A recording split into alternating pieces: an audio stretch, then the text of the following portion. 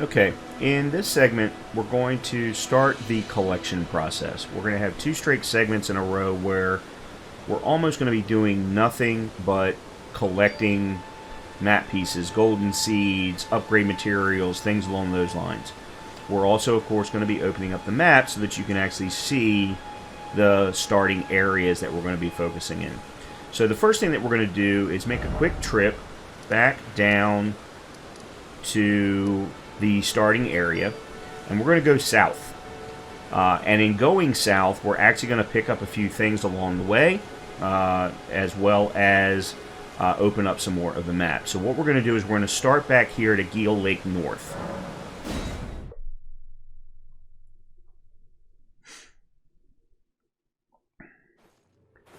And the first thing that we're going to do is travel down to about here. And, sorry, let me make sure I remove that. Because there is a upgrade material that we want to pick up. Then we're going to travel over to here to get another grace point before we head even further south and open up what is called the Weeping Peninsula. So let's go ahead and get on the mount and make our way. Now, one thing to keep in mind, and I've mentioned this before, things do change at night.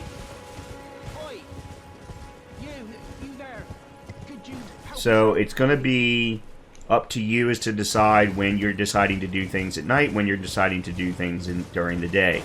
In addition, how much farming do you want to do for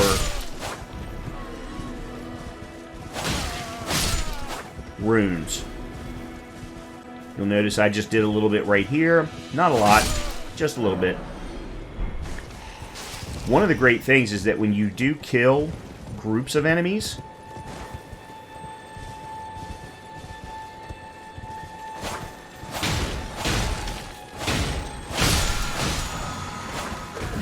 I just picked up a new Ash of War.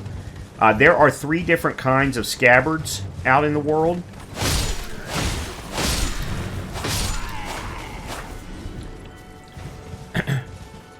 Sorry, not scabbards, scarabs out in the world. That was what I just killed, that white one. There is white, red, and blue. Reds return your Flask of Crimson Tears, your healing flasks. Blue ones return your Cerulean flasks, which helps with the recovery of mana or focus points. And then the white ones always have something hidden within them, some kind of either Ash of War. I've found somber smithing stones, things along those lines, sometimes spells. Every once in a while there will also be invisible ones, and invisible ones usually have something really special, really special Ash of War, a really special weapon, things along those lines. I just did a little bit of killing right there with my katana. That is the reason for having a secondary weapon beyond just your bows. Because at the end of the day, it comes down to the math. How many arrows are you gonna spend to kill whatever enemy it might happen to be? And if the runes that you're going to get back for killing that enemy are not as high as what you spent on the arrows, well then there's no point in using your arrows, is it? So right there, I knew the value of killing them with my sword. Now, I just picked up a smithing stone right there on the bridge. We've now got another smithing stone right here. This is a somber smithing stone. So when we get that weapon in the next segment, we'll be able to start upgrading it almost immediately. Alright, so we're going to continue along this path along the lake so that we can get to another grace point. And of course I'm going to be collecting things along the way as I can.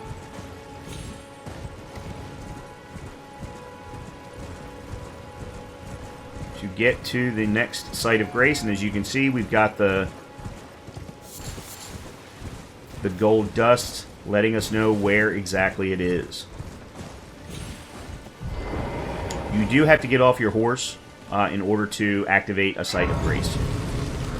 Alright, there we go. Now, the next thing that we're going to be doing is we're going to be heading south. There is a bridge right here that is currently being protected by soldiers. There are some nice items on that bridge, and we'll get some nice runes for killing the soldiers. Eventually, though, we want to get down further so that we can actually go to the Weeping Peninsula. So what I'm going to do first is I'm going to go ahead and pass right through the bridge so that we can get the map piece and see what it is that we're looking at.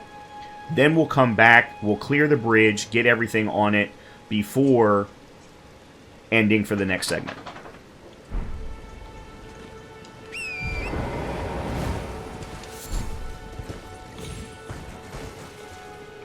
Okay. So we're just going to go right along this road.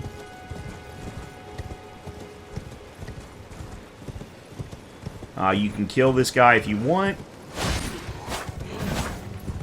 The easiest thing when you're on horseback is to lock on. It makes it a lot easier to swing around and keep hitting a particular enemy. Again, doing all of this to save money so that I'm not wasting it on arrows. Save the arrows for the big boss fights.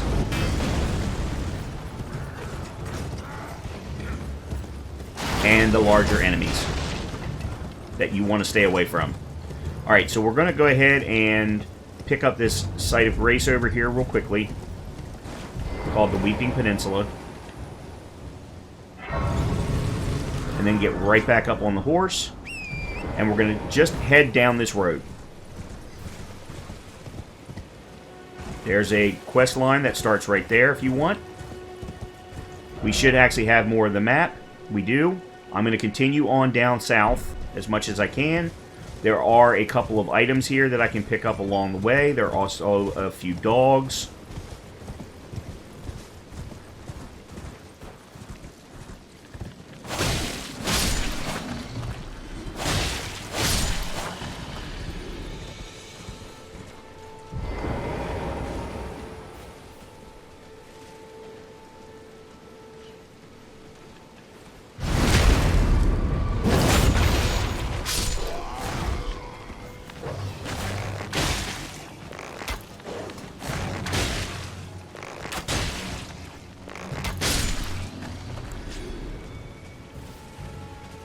The short bow is tremendously faster.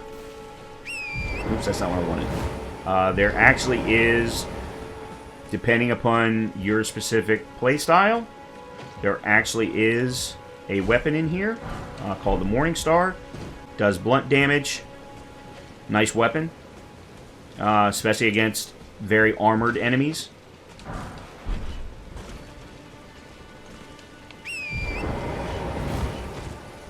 Alright, and then we're just going to run right through here. Pick that up. Here's another one of those white scarabs.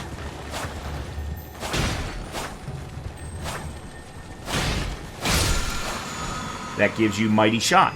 So if you wanted to put Mighty Shot instead of on your longbow, you wanted to put it on your short bow, you absolutely could. And again, we're going to continue down this road.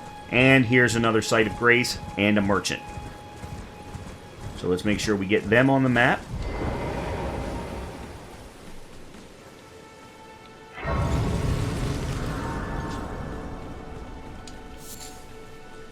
And just like the other merchants, he's absolutely going to have arrows. But he also has other things. So make sure to take a look at every single one of the merchants that you run into. He happens to sell great arrows. If you should ever decide that you want to try the great bow, absolutely. He also sells a single cracked pot, which you may want as a craftable item. There are going to be two major types of craftable items that you as an archer are going to want to have access to. Three. One everybody should do, and that's the creating of the craftable items that either heal you or remove some kind of an effect. So the boluses that remove poison, the boluses that remove rot, the boluses that remove bleed, and so on. Then, of course, as I talked about, the healing items for Torrent, your horse. The next are pots. Think of them as bombs.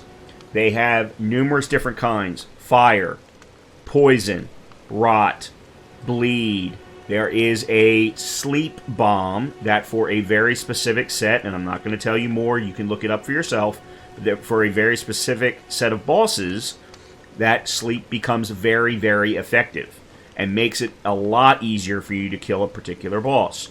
So having cracked pots allows you to craft bombs. The more cracked pots you have, the more bombs that you're able to carry. So cracked pots become very important. Keep that in mind for the future. You'll also notice with this merchant, there's a stone sword key. Stone sword keys have different costs for different merchants. I've seen them as low as 2,000, like you see here, but there's always a limited number with the merchants. And then I've seen them as high as 4,000 in a couple of other places. So if you ever need a stone sword key quickly, you might be able to get one from a merchant. Real quickly, I am going to buy some additional arrows, because I have the runes to do so.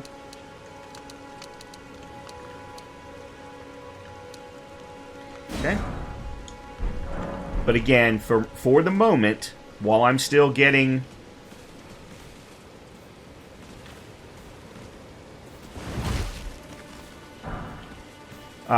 catching up on rune costs and things like that, things are still low. I'm still going to stay with sword for now. Alright, so we are here, and you'll see the Nomadic Merchant is currently on my map. This is the icon that I was talking about that shows there's a map piece. So that is the Weeping Peninsula map piece. We're going to go pick that up. Immediately after that is another golden seed, and we're going to pick that up before leaving the Weeping Peninsula. For now. So back up onto our horse, and let's head to the map piece. Now, one of the reasons why I'm not going to be doing much more in the Weeping Peninsula for now is further down this path there is a golem that is going to be shooting very large arrows at us. There it was. And we really don't want to get hit by one of those right now. Alright, the golden seed is right up here. For the most part, he can't hit us up here. So we're just going to go ahead and move on.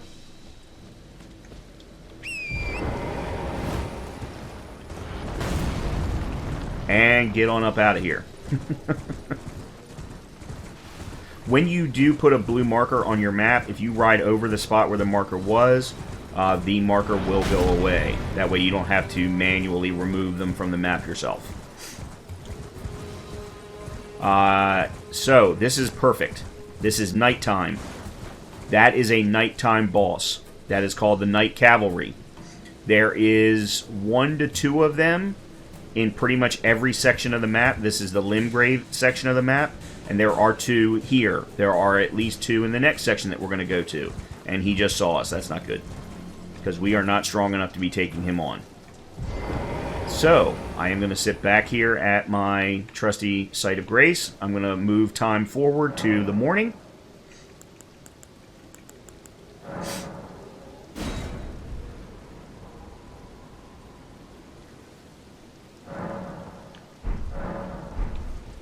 I am now going to go pick up an additional Site of Grace that will make it easier for a future segment. And then we're going to go back and clear that bridge.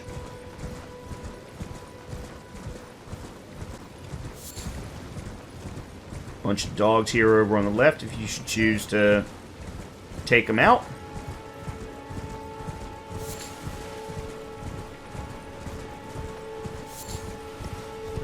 Alright, here we go.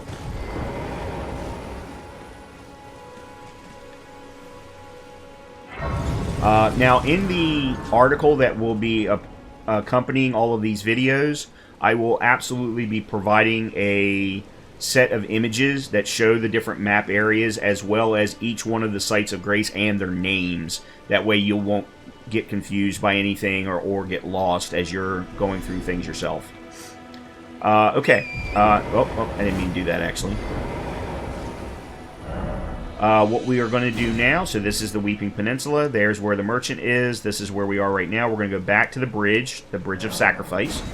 We're going to clear that out using our sword. and then we're going to go back to Stormhill Shack to find the golden seed that Roderica left us. Alright, so just like we've done previously, we are going to sneak through. And if we play this smart, we should be able to clear this area without any problems whatsoever. So one of the big reasons for clearing this area is that stone sword key right there.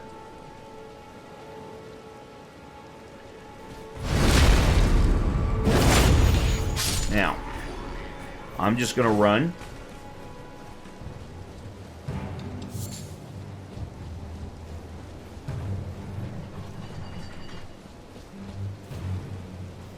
And hide.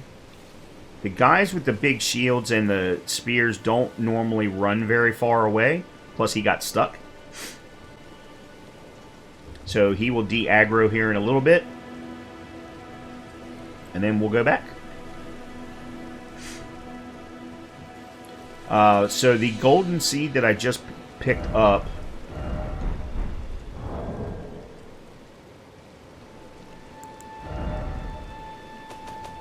Oops. So I have one golden seed right now. I should be able to use that to upgrade my number of flasks immediately.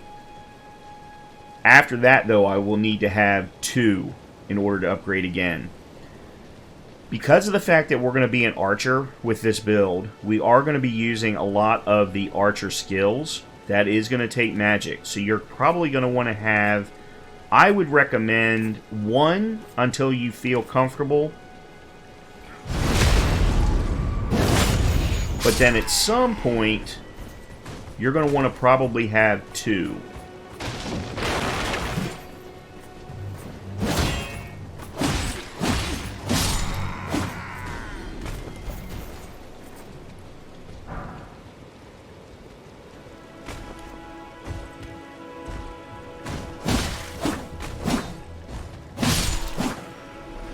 Or even 3. And that's going to very much depend upon each boss or each enemy. Once you start to find out that there are enemies or bosses that have specific weaknesses to, say, poison or rot, bleed, what have you, and you're going to be using those arrow types, then you might not need to use your skills as much, and therefore can put the majority of your flasks in the health layer. So you're going to want to make those adjustments from time to time at the resting points prior to each boss fight or major area. Something to keep in mind. Okay, we're going to go back up to Stormhill Shack.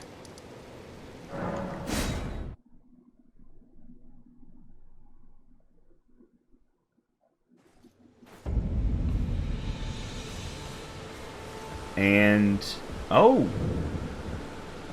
A pleasure to see you. Did you give the I love them? She should have been gone by now.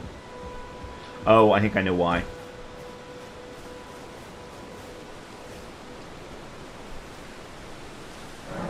Nope. Okay. Flasks, add charge. Okay, and then I'm actually going to allocate and go with 4-2 instead of 5-1. Okay, now, the next segment is going to be focused on nothing but collection completely. Very little killing at all. However, before we start that segment, we need to take what I'm going to call a shortcut around the castle. The first major boss that is part of the storyline is in this castle here called Stormvale Castle. You're told that by one of the first initial characters, so I'm not spoiling a ton here. I'm not going to say anything more than that. There are multiple ways of getting to that boss. However, because this is an open world game, you are free to avoid this until you really truly feel ready. You can do so by going around the back of the castle if you know how. That's what we're going to do, and that's going to allow us to get some higher level upgrade materials so that our bows are in the best possible position before taking on that boss. So we're going to start here at Stormvale Shack. and we're going to head this way towards the Finger Reader Crone. That is a special NPC. There are multiples of them, and they provide you with information, very vague, cryptic information, about where you're supposed to go, what you're supposed to do, who you're supposed to meet.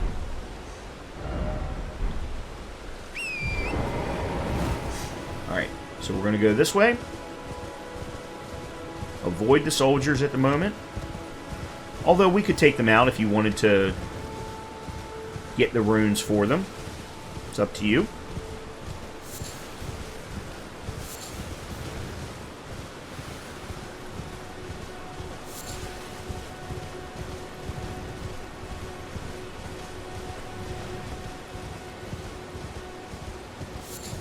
There's the Finger Reader Crone. I'll let you decide if you want to talk to her. And right here is a cookbook. The Nomadic Warrior Cookbook 7. Let's take a look and see what it actually has in it.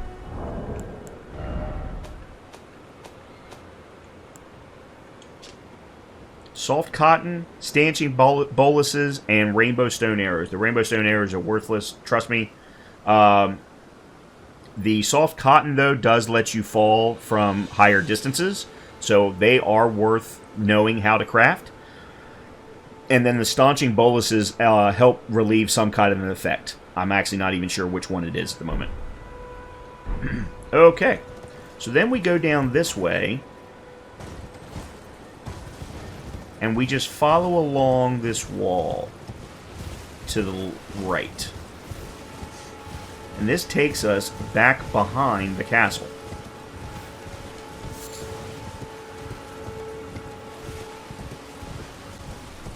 Now, for the most part, you can just sit here and go along, collecting, craftable materials along the way. You are going to run up on some wolves, so I'm going to pull out my short bow, and I'm going to shoot one. 65 points of damage.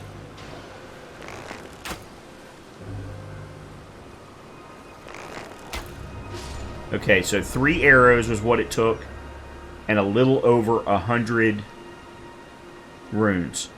That's a good return, so let's go ahead and kill the next one.